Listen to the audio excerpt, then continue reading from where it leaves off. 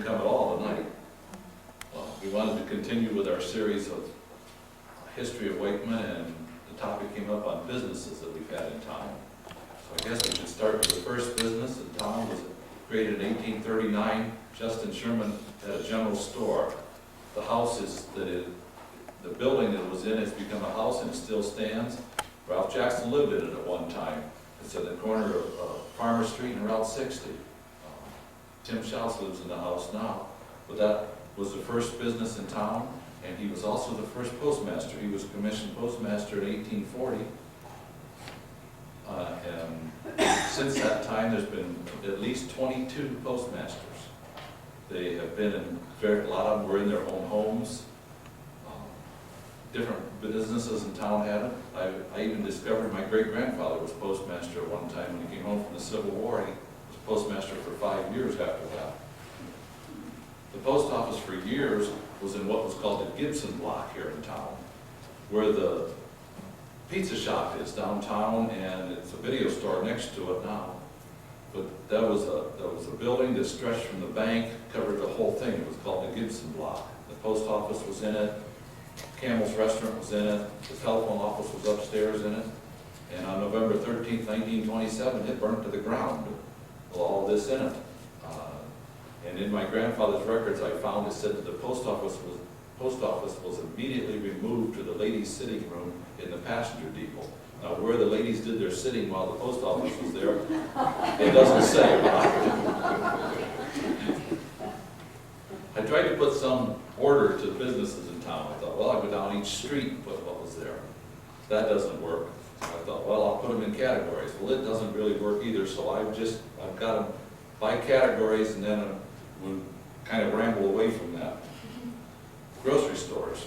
The grocery store that's on the corner that Jacobs own now is one of probably the longest continuing business that was in town. It started in 1889 by W.H. Pearson's son.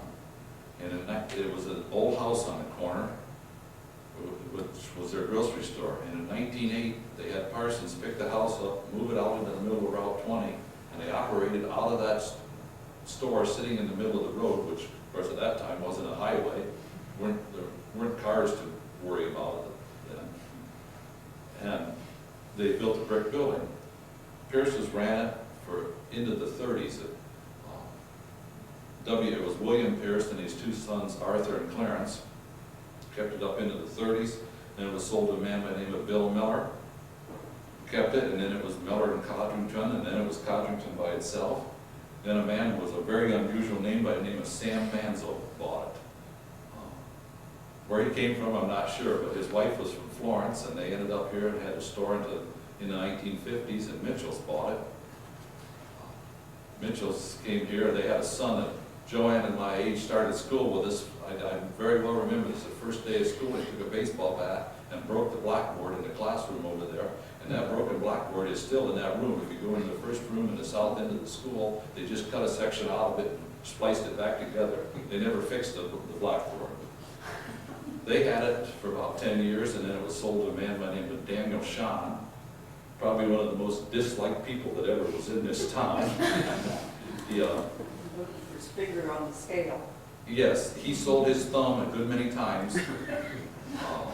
I've seen him, for his lunch, open a loaf of bread and slip a slice of bread out of a loaf and close it back up and put it on the counter, because he wouldn't want to pay for anything himself. So he wasn't very well liked.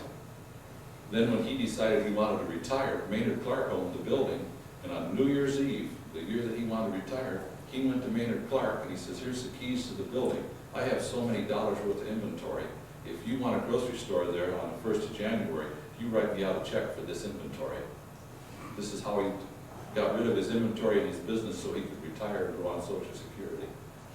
So that didn't go over too well either. But then the Sabins bought it. Sabins had it for almost 20 years until they got to the age they wanted to retire, and the Jacobs family got it. There's been other grocery stores in town. William Stahl had a grocery store. And I'm quite sure that his father, George Stahl, had it before him, but I haven't been able to find out. Maybe Ralph could answer that. The name's familiar, George being the store there in town, but I I couldn't tell if that was a place or not. Their store originally was where the barber shop is here. The next building south of it, they had their grocery store in there, and basically it was a delivery service. They had the things on the shelf, and the people in the country called them what they wanted. They had an old Ford pickup, and they ran a route every day, delivered directly to your house. And then he moved around on to Main Street the last few years, where Dan Green's insurance office is, and Bill ran that for several years in there before he retired. He also delivered kerosene off in that same way. Did he? Yep. Okay, now that is, see, I need people like Ralph to help me, because he remembers a lot of this stuff and was here. Also, right there next to it, between what is the insurance office and well, it was in where the insurance office, where stalls were, was a meat market originally. That's what that building was built for. The Seeley brothers built it in 1889, ran a meat market in there. Then George Gerber had it for years and years after that. Then he sold it out to Jake Swanwick the last few years, and the little country meat market became a thing of the past. The grocery stores handled the meat and that, and so Jake retired from it. The Gibsons that owned the building that burned also had a grocery store. It was called the Volunteer Food Store. The building still stands. If you go through the business block downtown and where the doctor's office is there, then there's a driveway. Then the next is converted into a house now.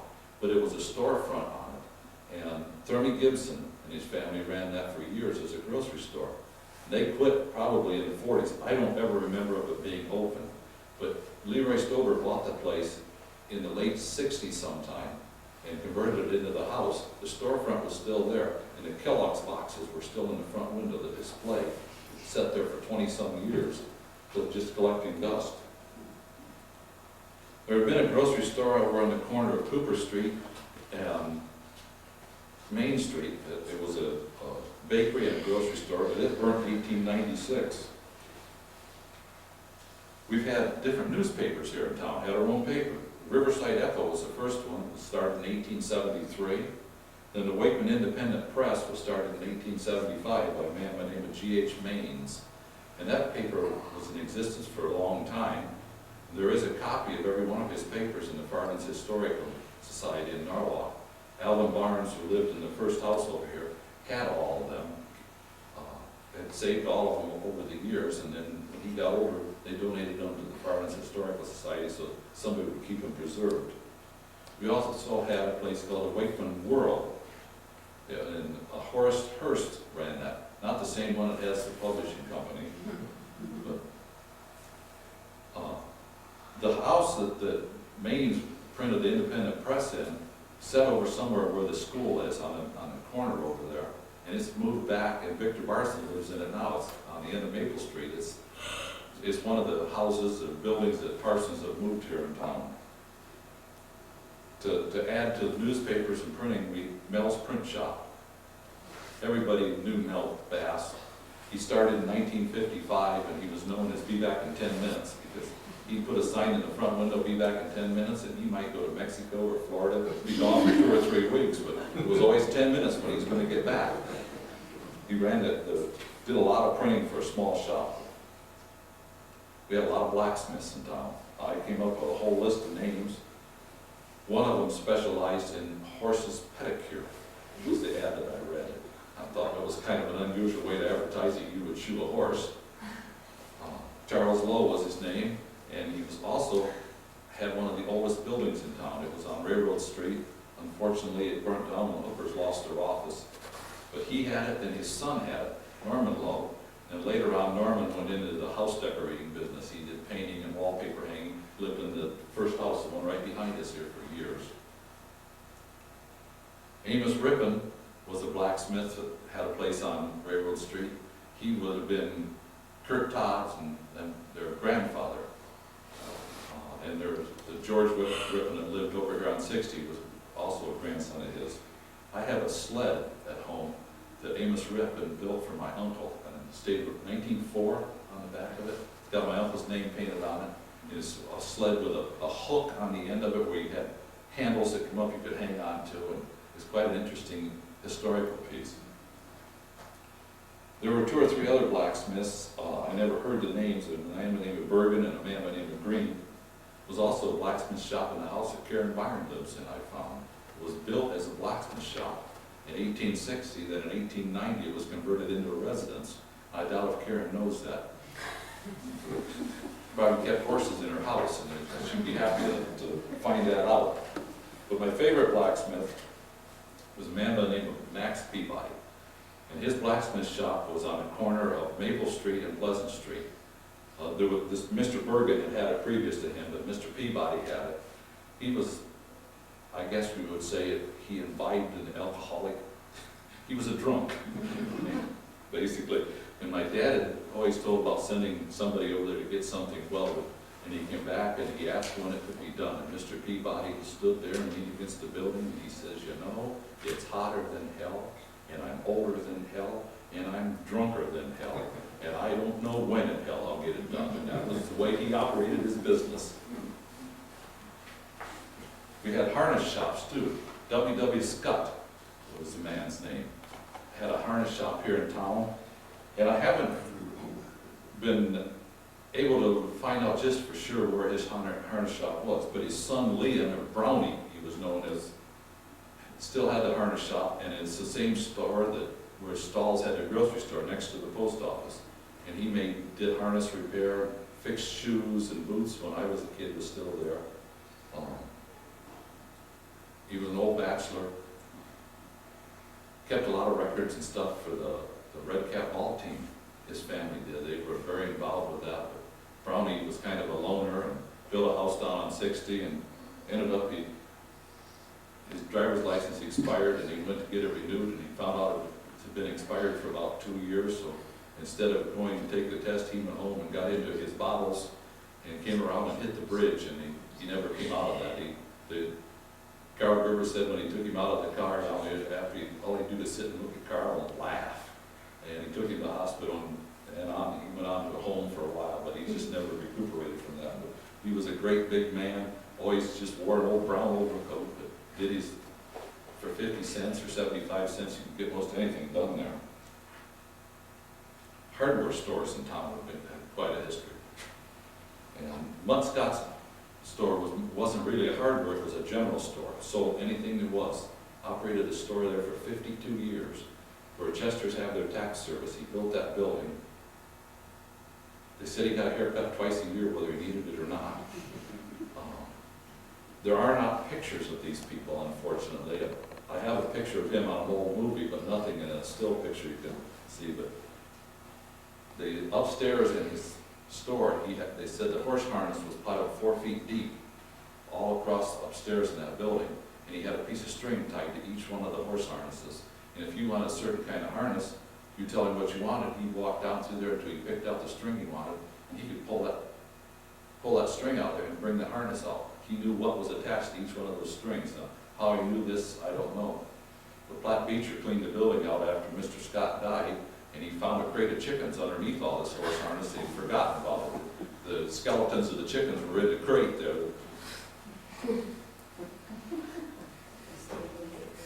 The Platt also said that he threw enough notes away that people had given this man that had never paid him, that he could have died a millionaire instead of dying as basically he was broke when he died. And he would have been a millionaire if he'd have collected all the money that people had owed him.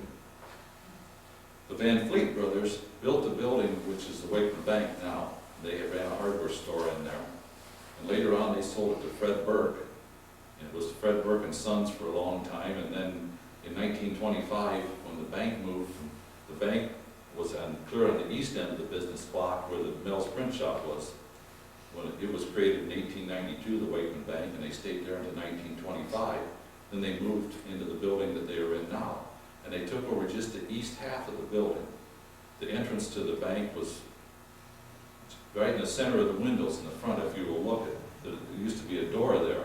And then the hardware, the entrance to the hardware was where the entrance to the bank is now, on the west side of it. And Fred Burke continued the hardware store there. Well, not Fred, but his son Lou Burke did. Has quite an interesting history. They discovered somebody breaking into it one night. Bill Pease was constable and justice of the peace here in town, and he got somebody called him and he got Lou Burke, and there was a third man involved, I don't know who it was, but they caught these guys and they had guns, they did, and Bill Pease and Red Burke, or Lou Burke, killed them both right there in front of the hardware store. Nothing ever became of it for a while. They said they were worried about whether the law was going to come and get them for this, but the front door of the hardware was open and they had been in the building, so they, as far as they were concerned, they were criminals, had guns. So they killed them both right on the street there. And after Mr. Burke died, Jake Swanker, who had bought the meat market from George Gerber, went into the hardware business and had the hardware for a while. Then he sold it to a man by the name of Nels Larson. We kind of referred to him as Grand Larceny, was our nickname for him, because everything he had was 3 times the price of what it ought to be. And if you went in there and you needed 2 valves and he only had 2 valves in stock, he'd only sell you one of them, because somebody else might come along and want the other one. Didn't make any sense to me, but that's the way he operated. I bought my first movie projector from this man. He was a very surly individual, and when he ordered a projector for me, the last thing he said to me, he says, "I suppose you're going to pay me in pennies." Never thought of it myself, but when he said it that night, it was $70-some. I went to the bank the next day and I got $70 worth of pennies, took them all out of the wrappers, put them in a jar, and I took them into him. He didn't argue with me on it, but it was him that suggested it. They went out of business in the 1960s. Basically, there was no more business for the type of hardware that he ran. He was high-priced, and the chain stores were coming in, and every town little hardware was disappearing at that time. We are fortunate that we have a hardware store back now, Tight Start Hardware, and they have a good variety of things, and we hope they continue with it. We also had a variety store. Go back to the building that Mutt Scott was in, that the Chester's Tax Service is in now. A man by the name of W.L. Junk opened a 5 and dime store there in 1941. Ran the dime store for into the 50s himself, and then he sold it to a man by the name of Ernest French. And Mr. Junk went to Vermilion and opened another one. And his family had come from Willard originally, and there was a jump store in Willard, so that it was all a continuation of the one in Willard. This one was, and then the one in Vermilion. But French's ran this for several years. And Mr. French, unfortunately, was killed in an automobile accident, and his wife had it for a year or 2 after that, and she sold it out to Mrs. Homer Dalton, ran it the last few years. They had quite a variety of things you could go in there, just like Woolworths, the type of things they handled. Knickknacks, stationery items, some clothing, you could buy window shades. It was a 5 and dime store. They had all these different things. We had furniture stores. And I found an ad for one of them. It was Pease and Bright, furniture and undertaking supplies. Now, I'm not sure whether you could buy a do-it-yourself kit from them, or what the undertaking supplies is that you would buy, but they sold these. Pease was also one of the first undertakers here in town. Pease and Bright was their first was the first funeral home, and then it was Pease by himself for a long time with W.L. Pease. And for some reason, furniture stores seem to go along with funeral homes, or they did years ago, because downtown building in 1927, lots after they burnt down, and Leonard Gerber built the building that's there now and built it as a furniture store. And it was 2 stories of furniture, and it sold televisions, all kinds of furniture. And our first television that we had came from Gerber's Furniture Store. Then he sold out. Evidently, it didn't float just the way he thought it should, and they sold out in 1951 in furniture stores, and they converted it into the post office, took over the east side of it, and the west side became a restaurant, and upstairs were doctor's offices, and Dr. Cranston was upstairs for years. Addison's TV was another television place here on Pleasant Street. When televisions first came in the 50s, he went and took the training on how to repair televisions, something they don't do anymore. But they were all tube-type televisions at that time, and he'd come into your house with 2 great big boxes full of tubes and transistors and whatever it was they put in, and he'd tear your television apart right in your living room and fix it. Sometimes he had to take it back to his shop and do it, but he sold different brands. Zenith and was his main brand that he sold there, and operated it there on Pleasant Street for a good many years. Previous to that, John Burt, who was later on mayor and on several things politically here in town, ran a store in the back of the grocery store. They just opened a tobacco shop or some kind in there, but it was called the Ohio Public Service, and it actually belonged to OPS, was what brought electricity in here originally in 1921. Then it became Ohio Edison in later years. And John ran a store in there. You could pay your electric bill there, deal with the electric company through there, but he sold radios.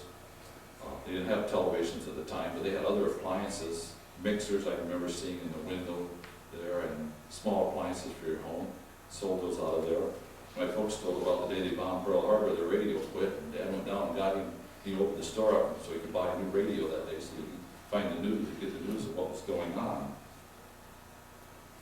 The most interesting thing I found was the car dealers in town. There has been at least 9 different car dealers in Wakeman. It's hard to believe that we supported this kind of thing. Art Witzlaven was one of the first ones, Arthur Witzlaven Sr., and sometime or other he sold Fords here, but I can't come up with any dates except for the fact that the first fire truck that was here was a 1925 Model T, and it was in conjunction with the village and the township together. They paid him $425 for that Model T chassis. And then they put the fire, they sent it away and had the fire equipment put on it someplace.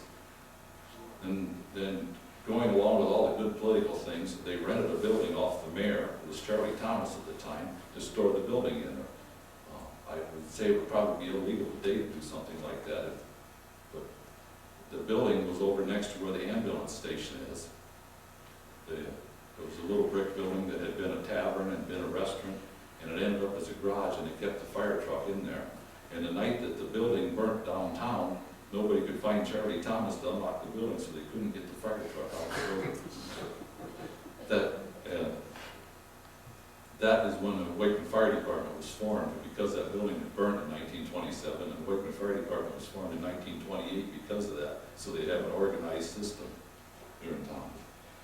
Witzlaven's also built a building that was the Wakeman Grill for many years on the curve across from the Shell station here, and it was built originally as a Buick garage and a Kaiser Frazer cars.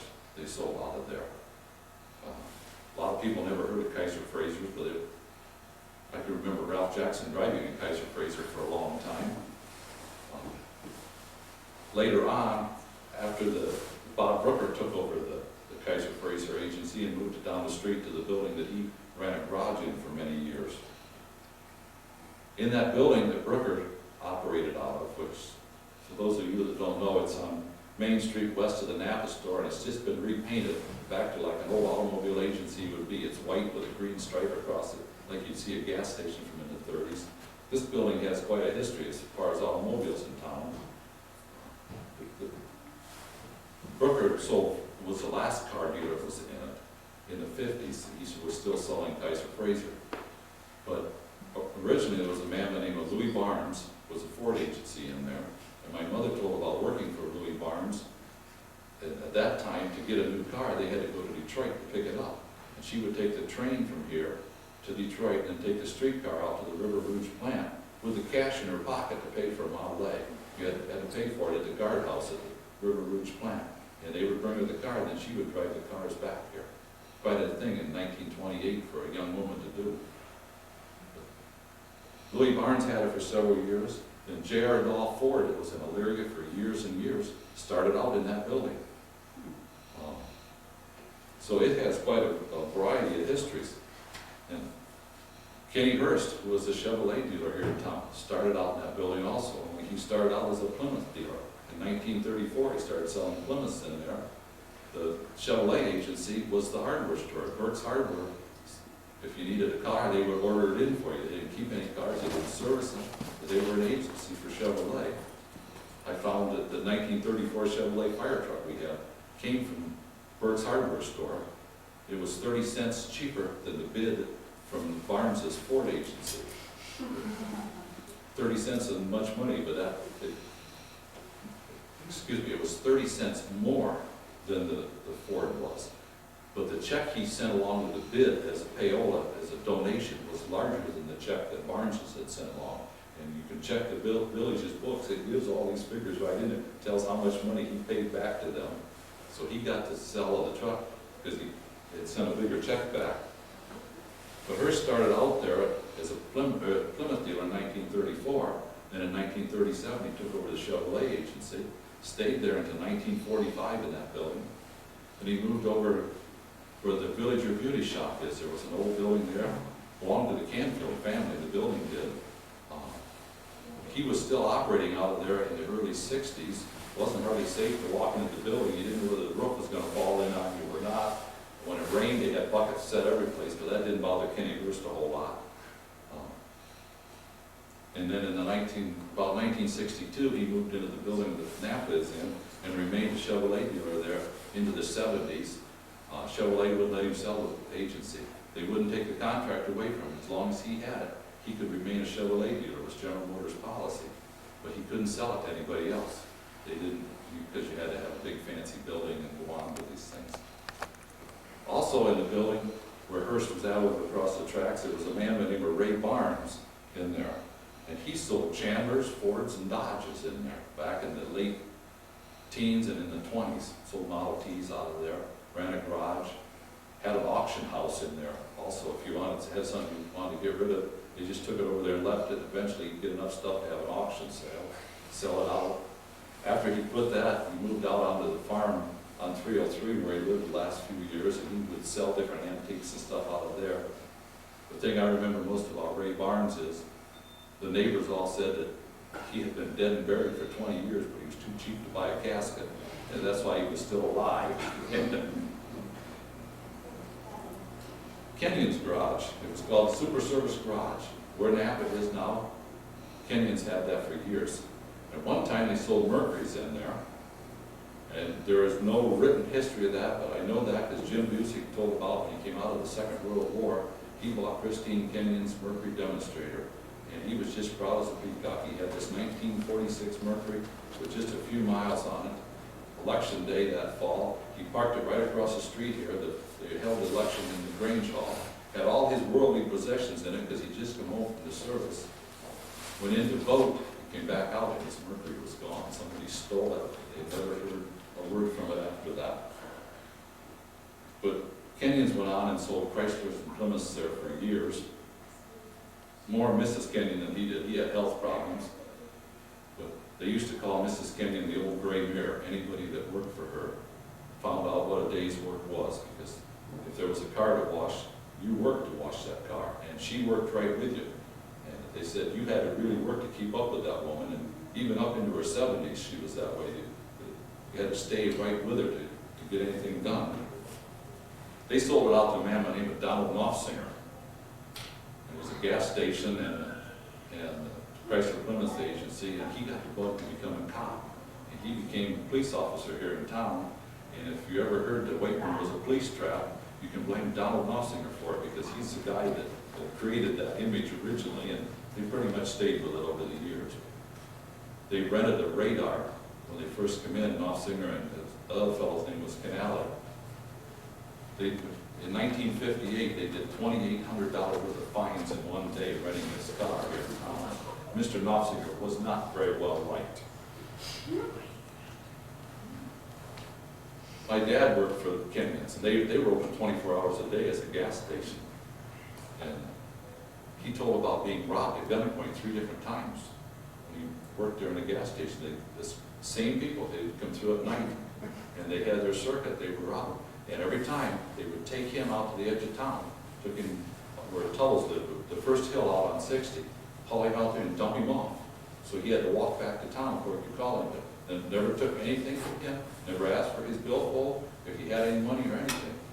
But they would haul him out there, dump him out of the car, and take off, so they had a chance to get away before he could call for any help. Also, George Dalton told me this the other day about somebody here in town. Raleigh Barnes was a police chief or constable, and this man was pretty drunk. He told him to go home. Instead of going home, he headed east out of town with his old Model T as fast as he could go. So Raleigh Barnes went over to the Kenyon's garage, got my dad with a record, to chase him. They didn't have a police car. And they chased him down the road and caught up with him, and Barnes jumped from the wrecker over onto the running board of the Model T, and the guy was in the car, hit him over the head with the crank and knocked him off the car, so that they had to pick him up. Dad had to stop and pick up Barnes, and so the next time they ran him off the road, and they got him stopped that way. And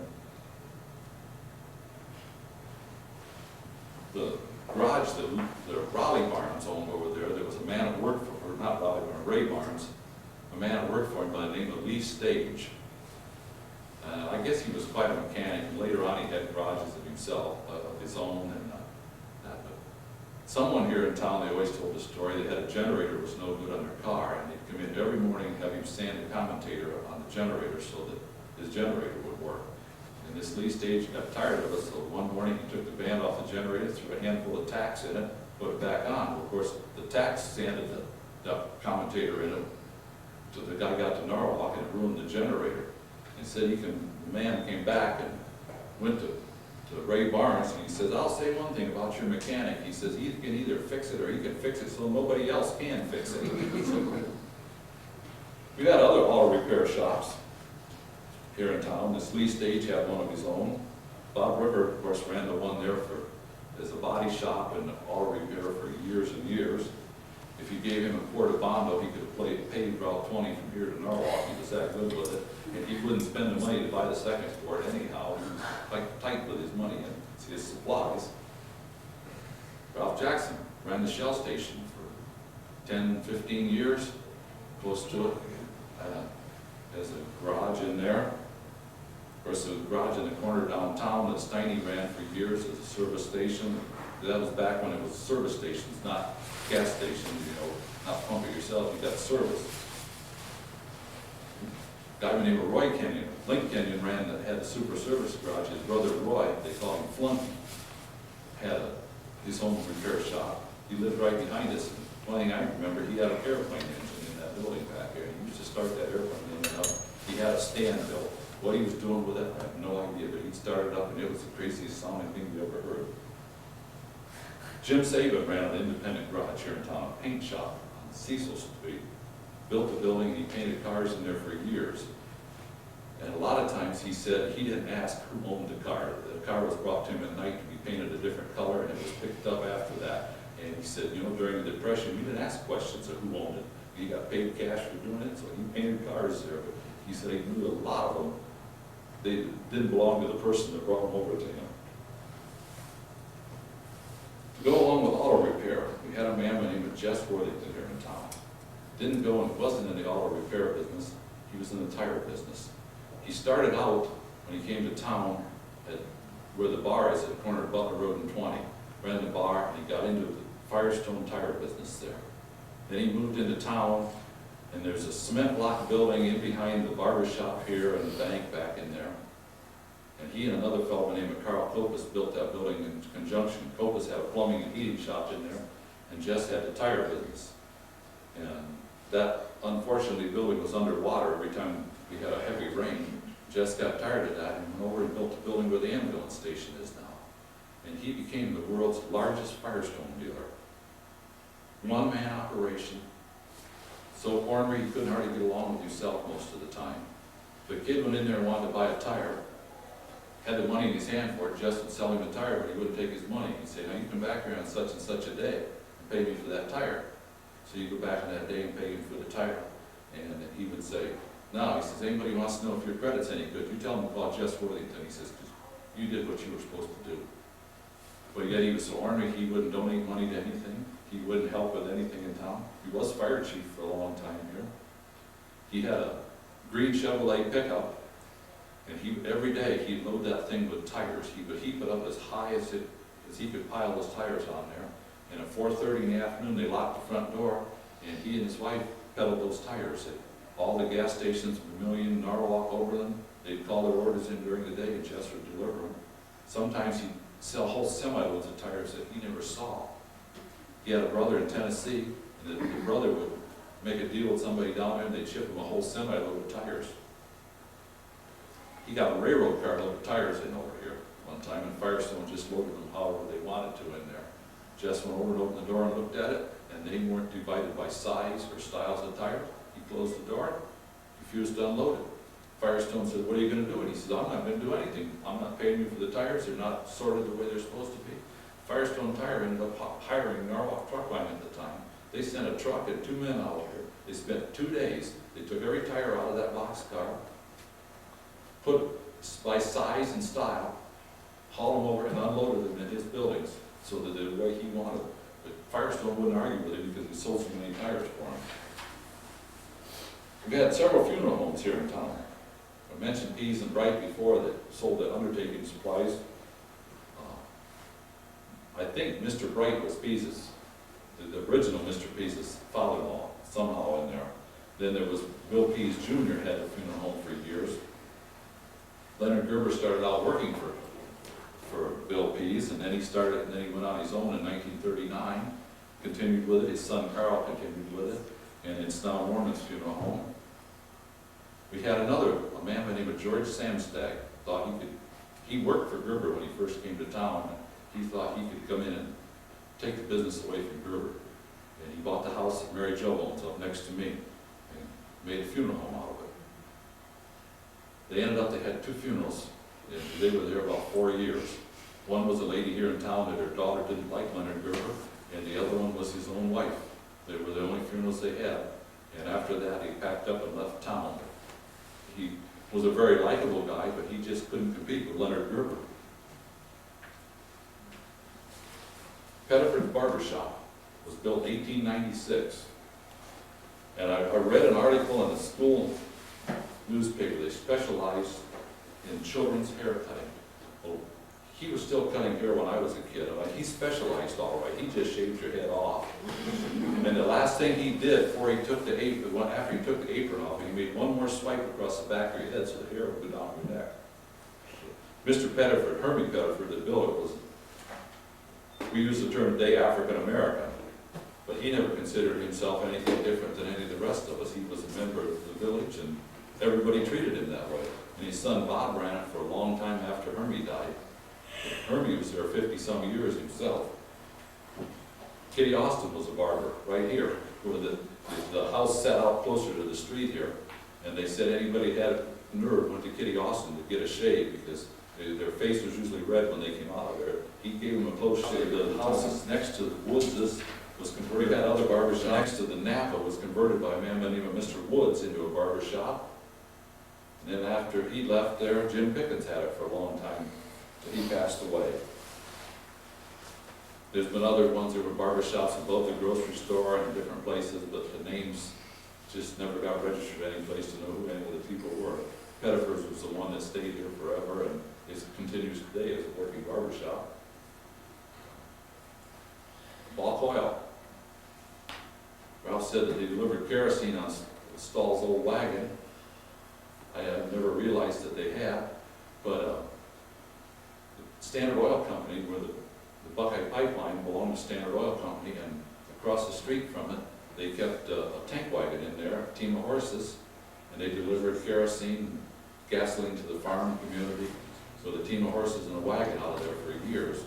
There was a man by the name of Russ Mance that worked for him for a long time, and he lived in the house that Mary Jo lived in. There's a rumor in that house.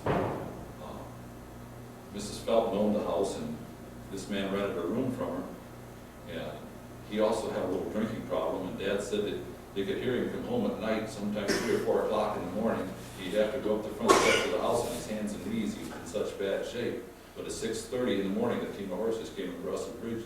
He went to work and delivered it. Wakeman Oil Company was started in 1924. They are the oldest existing shell distributor in the United States. It was started by Art Witzling, the senior, Art and Rhea. Continued in their family. Art Jr. had it for a long time, and then his daughter Joni ran it for a long time until it was sold out to the people that have it now. Where they're at now, it wasn't in that building originally. It was east of there. They had a bulk oil station there, and they had trucks delivered. They also built a gas station that's on the corner downtown now. It's now a beauty shop, and I guess there's a garage in there now. Somebody's just opened up. Then they moved up and built where the Shell station is. They built the Ford agency, or the Buick, and Kaiser Fraser Agency on this side, and there was an old house on the west side of the road. They operated a gas station out of, and it burnt in about 1951, and they moved the house out of there. The house is still up here on Farmer Street. It was moved up there and remodeled, and they built the Shell station that's there now. So the Witzlavens have been around a long time with their business. They were quite really business-oriented people. They would automobiles, anything to do with the automobile, I guess we would say. Filling stations, we've had a bunch of those in town. Named it where the Shell station is. The one on the corner downtown was originally a Shell station, and then it was a Sunoco station. Where Harshman's store is now what's called the Oasis, and it was a truck stop originally. Tom Muckler ran it as a truck stop. There was a little restaurant in there. The last time I was in the restaurant, the cockroaches were stealing a piece of pie right off the counter. It wasn't too healthy in there. That was about the end of the Oasis restaurant. Across the street from that was a place called Jennings. It was a gas station, restaurant, bar combination. The Red Cap ballpark was behind it, so they could, you could go to the ballpark, you could go up there to get your sandwiches, whatever you wanted, your gas. But in about 1957 or 58, a truck missed a curve over there, which was quite common, and there was no more restaurant. They took the building totally out of there. Next, on this side, where the Wakeman Grill is, east of that, was Calkins' Sunoco station. It was a self-serve gas station. Well, Mr. Calkins sat on the front porch, and you filled your car up, and you went up and paid him. He didn't bother to come out there. He was a little bit on the independent order, as I remember, but you could go up there with a 5-gallon can and $1 and get 5 gallons of gas from him at one time. There was a gas station where the Friendship is now. Years ago, it was called the Shady Inn. That was another gas station, so we've had a lot of gas stations in town. And then I got to looking at this picture in the reflections of Wakeman of downtown. And if you look real close, I can pick out 3 gas pumps, old-style pumps in here. There was one in front of where the hardware store is, there was one in front of the grocery store, and then there was one up in front of the what was Mutt Scott's store. And just last fall, they redid the sidewalks there, and they found the tank for that buried in there. They had to take it out of there. So I don't know whether there's tanks under these other places or not. There might be. And then there were gas stations east of town too. At Butler Road, that Jess Roygan ran the one there for years. We've had 2 LP gas companies in town. A lot of people don't realize Hookers were in the LP gas business here for a long time. W.W. Hooker, his grandfather, was the Alice Chalmers dealer, and then they contracted with somebody, brought in a 25-pound cylinders and had them out front. You could come there and get a tank, and exchange it. Then when Norman got out of high school, he bought a brand new Studebaker pickup truck and went into the delivery business. Delivered the 25-pound and the 100-pound cylinders to the residents. And eventually built it into quite an operation with it. They probably had 15 or 20 men working, had 4 bulk delivery trucks and their own semi, plus the small tanks. Then he sold it out to Bonded, and eventually they moved it out of town. But in the building that was the Wakeman Bank originally, and later on it became Mel's Print Shop, Interstate Gas Company was started in there. And it was started by a man by the name of Brumby from here in town, Charlie Beeman, and Kenny Buckley started it. And they ran their offices out of there. They had a bulk delivery truck, and their cylinders were delivered out of there. They only lasted at it for a few years and sold it out to what became Suburban Bottle Gas. They moved it to Clarksville, and in 1972 it went to the ground, and so then they moved it to Norwalk and rebuilt it out there.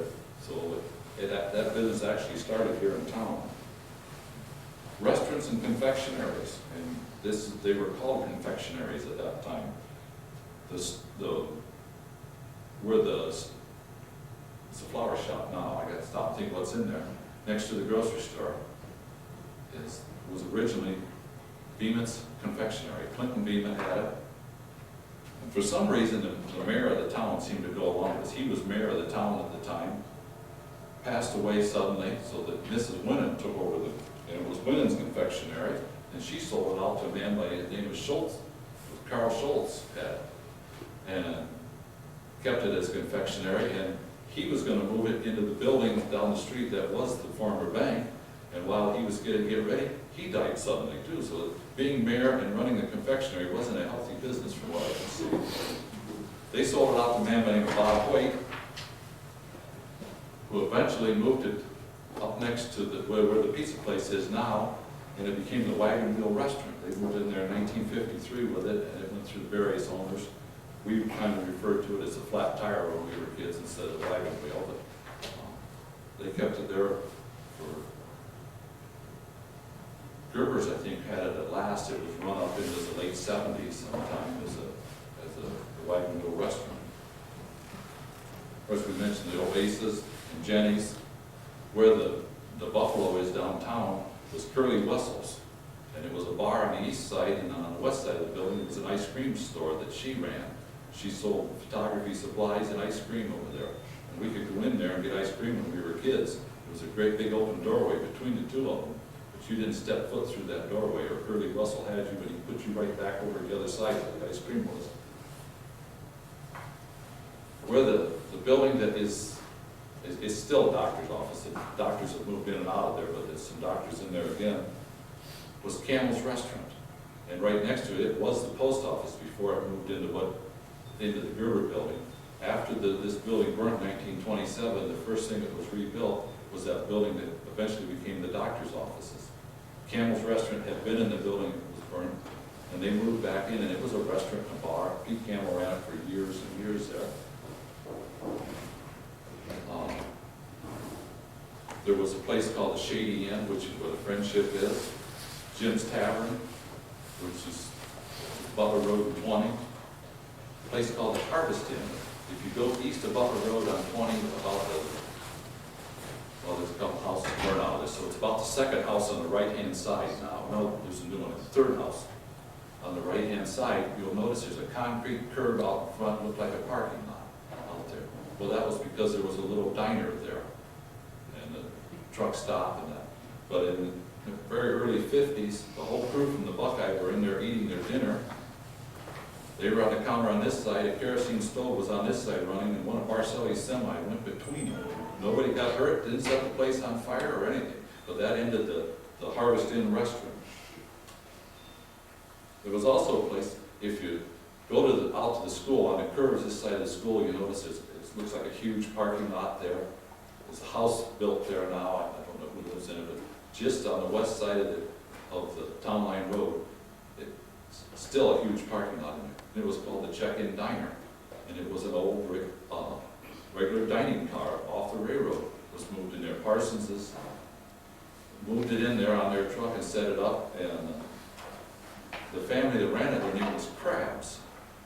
Mrs. Claire Todd was one of them. They ran that Check-In Diner for years out there. It was still in existence into the 60s sometime, I don't know when, and I don't know whatever happened to the building, somebody finally tore it down. So we've had a variety of restaurants, and I'm sure there's a lot more of them I can't find any information on. We've got lumber yards and sawmills. Where the Wakeman Oil is now was white roofing and lumber for years. Previous to that, it was J.J. McMahon's lumber yard and sawmill. The first sawmill was built by the dam in the river down here in 1823 by Burton Canfield. And the following year, he built a grist mill just back from it, and it later on became Gibson's, S.T. Gibson and Son grist mill, and it's the one that burnt in 1899. It's very questionable whether Mr. Gibson burned up in it or not. Nobody ever could really answer the question on that. Bill Felton had a sawmill at the end of Clark Street. Clark Street didn't exist when I was a little kid. It was called Sawdust Alley, what was down through there. And I always thought it was kind of because of the shacks. There were a couple of them down through there, and the people that lived in that area weren't really the high life of the town. But it was called Sawdust Alley, but evidently it was because that's where Felton's sawmill was at. Donald Hooker told about hearing a commotion up there one night. He stepped out on the back porch of his house, and the bullets came whistling through the trees above him, and decided he could see a lot better from inside what was going on up there. There was a man that lived up there for a long time that Dr. Cranston used to have to go pump his stomach out. he finally told Dr. Cranston, just hang the pump on the fence, one of the neighbors will do it. You know, he'd get drinking something he wasn't supposed to. We've had cooper shops. Cooper shop is a barrel, made wooden barrels. There was 2 or 3 of those in town. There was a place called the Bending Works, and it's where the Wakeman elevator is now, or what the building is still there, was the Wakeman elevator. That was Humphrey's Bending Works, and basically they made barrels. There was a sawmill and barrel making plant. Recreation places in town here. We had quite a recreation place at one time. Where Sheeples Trailer Park is, it was called T.H. Evans Cabins and Picnic Grounds. And Mr. Evans had all these little cabins back through there. They didn't have house trailers in there at the time. And people from Cleveland would come out and rent them for the weekend, or for a week in the summer, and stay there, and they could go down onto the river and go fishing and have picnics out there. Yeah. My grandfather had a picnic grounds across the river from that, called F.A. Denman's Picnic Grounds. He told about people coming out, and he charged 15 cents for the use of the place for the day. And in his diary, I found where there had been 17 autos, as he put it. There weren't cars in his day, they were autos on the picnic grounds that day. He'd gotten 15 cents from each one of them, and thought it was a wonderful day. During the Depression, it was a lot of money for them to bring in. Where the Friendship was the Shady Inn. They did the same thing. They had a little restaurant there. There were cabins you could rent out. It was a big deal to come out from the city. The year we built our house, we bought a stove from a May company, and we got to talking with the man, and he said, well, I used to come to Evansville and Wakeman. He says, I thought that was the greatest street in the world. We lived and grew up in Lorraine, came out there, got to stay overnight or for a few days. He said, we thought that was the greatest thing in the world at the time. We've also had a few other things in town here. That we had a pool hall for recreation. A lot of people don't realize we ever had such a thing. Building still stands. We talked about where Rooker's garage was. Just to the east of it is a brick building, and that was C.C. Abbott's pool hall. We've had rooming houses. The Bright House was a hotel that sat over where the ambulance building is. It was built because of the railroad originally, and then in the very early 1920s, after the first elevator had burnt to the ground here, they tore the Bright House down and used the material out of it to build the elevator with, and it became the city dump. And when they went to put that buildings in there now, and they had quite a time, they went to dig for a foundation for it and ran into bed springs and everything else, because whatever was in the basement, they just filled the basement up with it. The village hauled all their trash over there for a long time. We've had various trucking companies. F.B. Parker and Son is the most notable. They've been here for years and years. Third generation is running it right now. Doran Wolf, in the 60s, was probably the most known man for hauling stone there was. The Clifton Concrete Company in Cleveland was the first place that they hauled semi-loads of stone into. And Doran was the only person to have a contract with them. He had these 5 white Mack trucks and semi-trailers. They used to keep them downtown. Hauled in there for years and years. Other person was Elmer Shelton. Everybody knew him as Judy. He had a dump truck. He put the dump truck on it in the winter, and in the summer he would put a line body on there and spread lime on the farmer's field. And when in later years, when he got so he couldn't drive it himself, he hired different people. And you know, he had one set of rules when he hired somebody. He said he'd pay all fines for what's involved with that truck, with the exception of murder, rape, and school zone. He considered the 3 things the same thing. We've had miscellaneous things like we had a cheese factory built by the Van Fleet brothers in 1867. I mentioned Carl Popus, his plumbing and heating shop. Had a man sell hearing aids. Of course, there was the Parsonses. They moved houses. There are 36 houses in this town that I know of that they moved from one location to another. That doesn't include the one that they jacked up and put foundations under, or turned around and put foundation under. Marty Ebel had a shoe store at one time here. Mr. Croxford ran a tin shop. Front porch roofs, gutters, and things like that. Norman Hooker, who had the bottle gas place, got into the dancing business, ballroom dancing. Now this was, he built a dance studio in his house so he could teach people how to do this. This is the guy that when he was a kid wasn't allowed to go to the dance because it was against his religion. But he ran a dance studio, and He and his wife went all over the country and won contests all over as ballroom dancers. We had a milliner's shop in the house that Chesters live in. The front of it looks a little bit like a store. That was Letty Bright's milliner's shop. We had a photographer in town. Clarence Krause had a scrapyard right here in town at one time. Ortner's had a fruit stand just west of town. There was another man came out and put a fruit stand in where Bill Dowk's house is at. In my grandfather's records, it says a barbarian family. I don't know what nationality for sure a barbarian family would be. The kids all refer to the guy as Louis the Jew.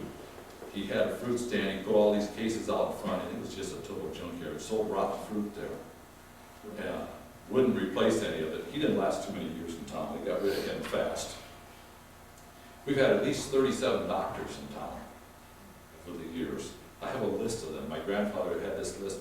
It was brought up to the time I can add to the ones after Dr. Cranston died to bring it up to date. So near as I can figure, there was 37. Some of them were notable, some of them didn't stay long. We've had some of them were dentists. There was one by the name of Davis Brothers. There were 2 dentists that came into town here one day a week, I think, and they said if you didn't have a cavity when you went, you had one when you left, because they drilled and made sure you had one. Dr. Weeks was probably as well known as anybody because he wrote the history of the Farlands. Dr. Berger was here for years and years. I have a story about a huge house down there. Don't dare tell it in public.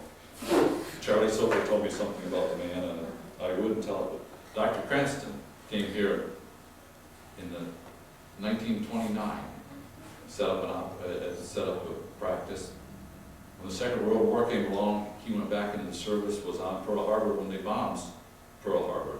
He was stationed there as a doctor, and then came back and continued. And the ironic thing about Dr. Cranston, his first patient when he came to town, he delivered a baby, and he died of a heart attack at this lady's front porch. Dr. Gregg, who was here, he was a little bit town drunk to go along with being a doctor. He was a tremendous doctor, but my dad said he was the biggest fool he ever met in his life. They caught him one night running around the funeral home, and his old Chrysler hollered at Len Gerber. He and Len Gerber didn't get along, hollering at him. You don't get them all, I saved some of them. And Dr. Young was the other one. People asked, the building that's over here on Cooper Street, that is the second place north of Abbott Street, there's a little teeny building next to the house there. People asked, what was that place? Was it a store or something? Well, that was Dr. Young's office, is what it was. We have had various elevators, farm equipment dealers, but next month we're going to talk on the farming community, so I thought I would leave all of those to that. We've had a hatchery, things of that sort. There's been carpenters, day laborers that, there's so many of them that can't come up with names. Years ago, if you needed somebody to come and help you for a day, there were people who made their living. They just worked for this person for a day and that person for a day. There were a lot of people, men around town that did things like that. Carpenters, beauticians. It'd be impossible to come up with all the names of them. The names, one of the names was Erastus Woven, was the man's name that was a carpenter here for a long time. I hope I haven't missed a whole lot on this. Like I say, it's hard to come up with all these names and put them in some kind of an order. And like I say, there's a lot of people that, like they were one-man shop and did things that nothing has ever been written down. We can't come up with them. But I hope I haven't bored you too long tonight. The weather isn't very good to be out on. I appreciate you coming and listening to me. Something that had come up that you wonder if anything is worthwhile. A man came to me a couple of weeks ago and asked, do you know of this family? And I said, yeah, I know them. I knew them. They don't live here anymore. And I said that there was a son of this family lived in Norwalk, and I said, I know the daughter, I know who she is. And he said, well, there was a younger sister. He says, I just found out she was my mother. And he says, I'm trying to find them, and nobody knows where they're at. So I called Bev Stover and got the sister's address. They live in Florida. This man called them. He's found out he has 10 brothers and sisters. And he has a family. So I don't know why some that bothers me, but it does. Yeah. It's neat. And so, all this, you keep track of it, and you wonder if it's worthwhile, and find out something like that, it is. So, thank you for listening to me.